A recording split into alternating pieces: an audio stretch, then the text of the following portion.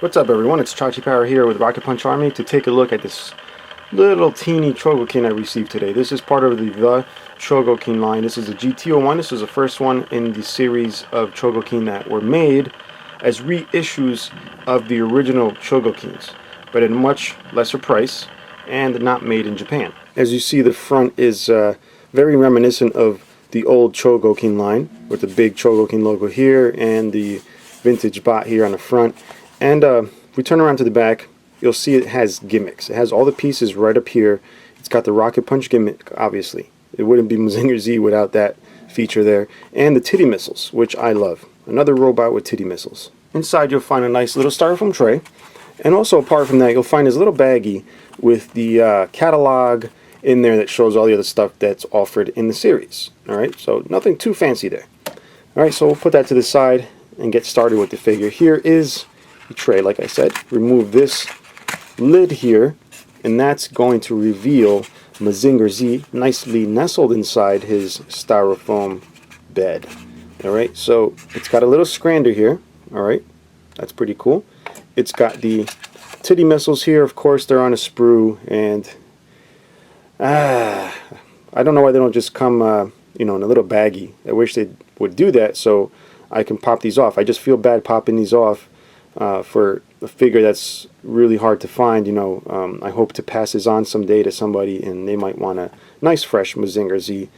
So I don't know, I think these would be pretty easy to cast though as repros, so I'll look into that. Then you got Mazinger here in the little baggie, and of course his Rocket Punch fist there. These sets usually give you a spare pair of rocket firing fists. Same thing with the titty missiles. He's only needing 2, but they give you 4. So let's take Mazinger Z, and wow, this little thing is heavy for the size. Wow, this thing really, really, really nice. It's actually a shame this line is no longer made. I mean, I know they were cheap when they came out. I never picked them up when they were cheap, and now they're super expensive, and that's what you got to do to get these. So we're going to pop the fists on, as you just saw me do right there, so we can examine the full beauty of this tiny little die cast. So you'll see it's just absolutely gorgeous. Some of you guys might not dig the design because it's really awkward looking. He's got huge arms. But for those of you 70s, 80s people, this will definitely hit a good button somewhere on your body. So we're going to put the scrander on back here to complete the look. How does that go? It just plugs right in the back there very easily. This thing deserves just to have its own spinning display stand in some case somewhere. Like I said, this is a reissue of the original. I wish I had the original, and if I had the original, I wish it was as minty fresh as this one, because it's just stunning. And it's amazing that these things were released as toys for kids. I mean, this is heavy enough. I imagine the vintage one being bigger is just amazingly hefty also. Kids played with them and messed them up, scratched the paint, threw them out, but it would be great to have a real vintage one. But even so, I'm still quite happy with this one. We're going to check out the Rocket Punch on this. Let's see if we can get it to shoot.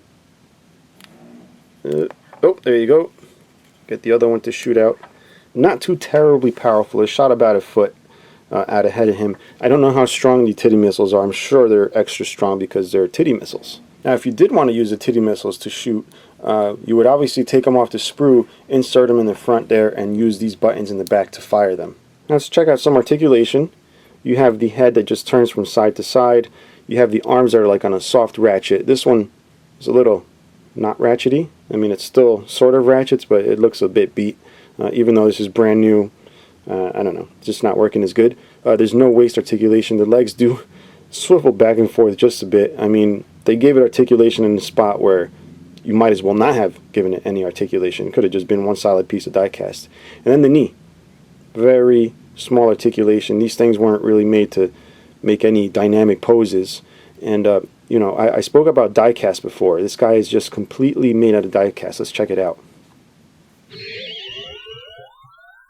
So you'll see for the most part he's die cast. I mean, the arms and the scrander and these chest bits and the head obviously are not, but the rest is die cast, giving it a very solid feel. Now, if you're interested in getting them, your best bet is to hit up eBay, although the prices have skyrocketed. I don't know if this is the price originally here.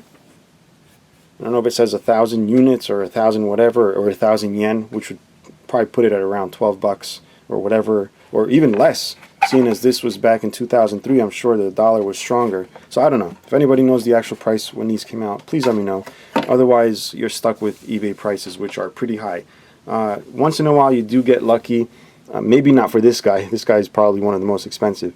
But you might be able to get something else in the series that's less popular. I'm sure you'll fall in love. But that's pretty much it for now for this review, guys. If you have any questions or comments regarding this or anything else, please leave them below. If you like the video, please like it, help me out, so you know, I can continue to do this in the future.